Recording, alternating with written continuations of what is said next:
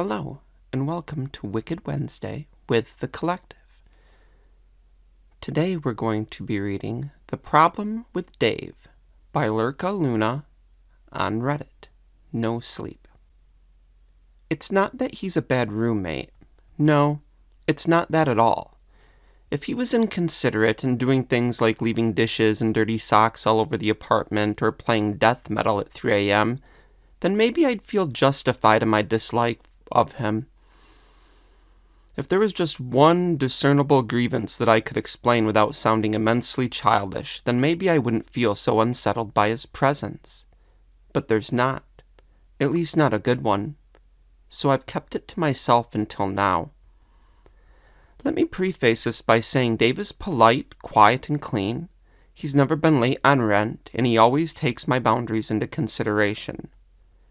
That might make it sound like he goes out of his way to avoid me or that we never interact, but it's not like that. I talk to Dave more than I have my past roommates, and our conversations are pleasant. Never once have I had to argue with him. Dave just seems introverted, as I am, and we respect each other's space. If we are in the common area together, we'll sit and talk. We've even binged a couple of Netflix series together since we both are into the horror genre. Though I've had to tap out a few times. Dave's stomach for gore is much stronger than mine. So to surmise, for the past year, Dave has regularly sat next to me on a ratty thrift store couch, just shooting the breeze, and I've enjoyed our conversations. I'm telling you all this because I know that when I tell you what my problem with Dave is, everyone is going to try to tell me that I must have a problem with something else. I know that you'll try to tell me I'm just focusing on a little thing because there's something else, something about his personality that unsettles me. But there's not. After almost a whole year of living with this man, I can safely say there isn't a single aspect of Dave's personality I find off-putting. I look forward to our Netflix nights and think he is quite funny in a dry sort of way. He doesn't really do anything that would typically upset me. One of my biggest pet peeves from past experiences with roommates is when they take something of mine, batteries, clothes, money, without asking. Dave has never intruded on my personal space or stolen anything from me. Honestly, it should feel like I've hit the jackpot after my last roommate, Ryan. He ruined the sink by pouring hot grease down the drain and bailed before fixing the damages. Ryan also had his girl over almost every night, and they were so loud that I received notes from the neighbors. Now, Dave's not asexual by any means. He's a couple years younger than me, 24, and like clockwork, he has a different woman come over every 2 weeks on Saturday night. The first month he'd lived here, he'd given me a heads up that he'd had a date. I immediately was reminded of Ryan and became worried that I'd gotten another roommate from hell. But nope, I was thankfully wrong. Each date night, Dave and some random girl stumble through the door. Maybe the girl will wave at me or say hello, and if they do, that's the only thing I hear out of them. It's completely quiet after they enter Dave's room. I work from home, so I often sleep in late, especially on the weekends. Dave knows this, and honestly, I'm surprised by how much he takes the fact into consideration. I've already got a pair of noise-canceling headphones, purchased during the Ryan era, and I honestly don't mind wearing them to bed twice a month, but there's no need.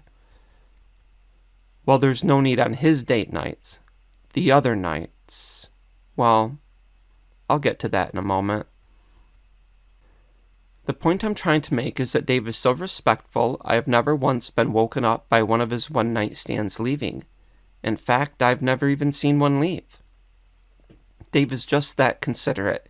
He keeps that entire part of his life as quiet as possible for my sake. He always makes breakfast the next morning. At first, I thought it might be some sort of apology to me, maybe thinking he'd been too loud or made me uncomfortable with his Saturday night antics. Even though I assured him as long as I don't have to hear it, I don't care what he's doing in his room. And now I think it's some sort of ritual. Maybe a self-congratulatory thing? Either way, every other Sunday morning I wake up to the aroma of meat frying. Dave keeps the fridge stocked up well with excellent cuts of meat, and he seems to love cooking, even if he doesn't eat much. Still, his largest smiles are reserved for sizzling meat. The nights after he gets lucky seem to be when he really gets into the chef zone. We have a meat grinder, just a small countertop appliance, and Dave uses the grinder to craft the most delicious sausages every other Sunday. He often shares his food with me, not stingy in the least, but he's particularly insistent that I partake on these mornings. I asked why once, and he simply said the meat is best eaten fresh. He seems to replenish his ingredients on Sunday mornings, though it's not exactly clear when he shops. I've never seen cuts quite this color or texture at our local grocer. I'm pretty sure they're pork sausages, but they taste different, softer and juicier. If Dave opened a restaurant, I'm pretty sure he could be a billionaire.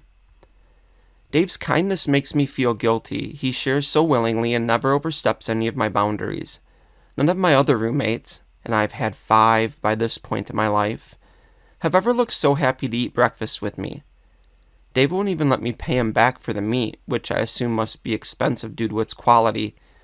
He just smiles and says, "It's much cheaper than I'd think." Writing this out, I realize how petty I sound. Dave gives from the goodness of his heart, whereas past roommates, Ryan, stole food from Tupperware with my name written in bold capital letters. Still, I think I'd take Ryan over Dave any day, and the reason is so stupid, I don't even want to admit it in this Reddit thread anonymously. The thing about Dave is he chews too loud. I know I'm going to be flooded with comments suggesting things like, wear noise-canceling headphones, listen to music, or the good old, are you seriously that put off by his chewing? This kid is sharing his food and walking on eggshells so you don't feel uncomfortable. And yeah, I can see where those comments are coming from, but you don't understand. It's every night. I hear these noises through the walls, headphones or not. It's this crunching, slurping sound that starts at 3 a.m. and goes on until the sun sets. The noises are so much louder and pervasive than someone chewing potato chips with their mouth open. No matter what I try to block it out, it permeates through my defenses and echoes through my brain as loudly as microphone feedback. That horrid, crunching sound, punctuated by wet gulps and the occasional belch, has become the soundtrack of my nightmares. Well, when I'm able to sleep long enough to dream, that is. I feel weird about bringing this up to Dave. Something in my mind is screaming, saying that I absolutely cannot mention this to him, and I think I know why. Dave doesn't eat much. Aside from Sundays and the rare rib dinner, I never see him eat. He's so skinny that I suspect he struggles with some sort of eating disorder. I tried asking about this once in a roundabout way, and Dave had responded with, "People often can't stomach the sight of my meals." So yeah, probably an eating disorder. Since he's so small, he might have experienced some bullying in high school or maybe grown up in poverty and developed some sort of issue with binging after he got money. Either way, that's just speculation. The little voice in my head keeps screaming to never bring up the sounds, because how awful would it be if I made him feel bad for simply eating at night? What if I worsened his condition? Would I have to watch Dave waste away because of a petty comment? I don't want to know the answer to those questions. All I know is he doesn't feel comfortable eating full meals in front of others very often. Again, it's been almost a year since he moved in and he's still not even comfortable around me. Maybe he can sense my issue with him. I hope not, as I do think he's a wonderful person with the exception of this one petty thing. But back on topic. The chewing. The only thing I can think to compare it to is my mother's dog. She had a mix named Daisy as I was growing up, and she was a beautiful dog with short black fur that loved cuddling and was the epitome of sweetness. I thought she couldn't hurt a fly. But that thought was revoked in a violent fashion. One day a friend of mine broke into our house. He was trying to pull a stupid prank and climb through the kitchen window in a scream mask, intent on scaring me. And he did. I shrieked like a little girl, and Daisy came barreling into the kitchen. I saw her mouth open. All of these white teeth suddenly looked much sharper, as the muscles in her neck bulged. She seemed to practically soar past me. Daisy chomped onto my friend's shoulder, knocking him down. There was this resounding crack as he fell. At first I thought he'd hit his head on the counter, maybe even broke his neck, but the crack was actually Daisy, locking her jaw in place and crunching into his collarbone. On the ground, Daisy didn't let go. She kept her mouth rigidly shut and shook her head back and forth. There was a wet, tearing noise that seemed even louder than the screaming. I remember thinking she was ripping him apart. In the end, my friend was relatively okay. He had to have reconstructive surgery on his shoulder and was in physical therapy for the duration of our high school careers.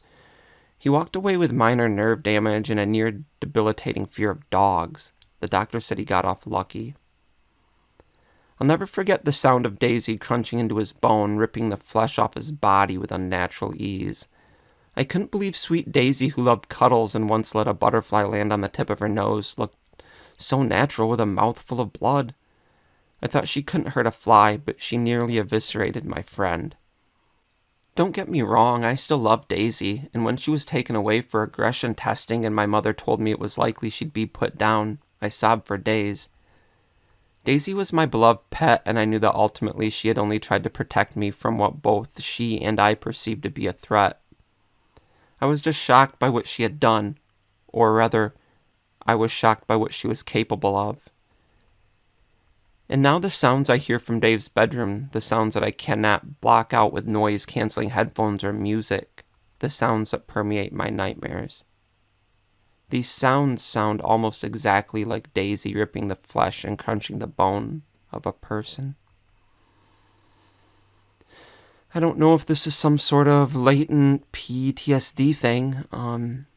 Maybe I'm just now facing the trauma of seeing that much blood and confronting the fear that a much younger me suppressed.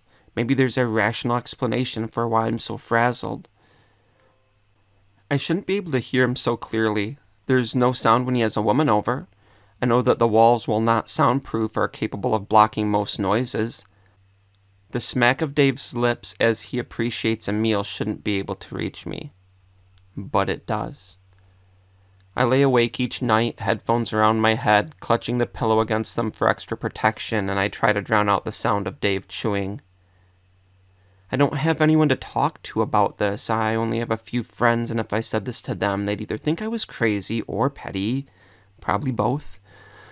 So I'm just trying to get this off my chest and maybe get some advice from anyone else who couldn't seem to get over a petty grievance. Dave's been talking about renewing the lease and that we ought to stay roommates for another year, and I really can't think of a reason to say no, because the only thing about Dave is that he chews too loud.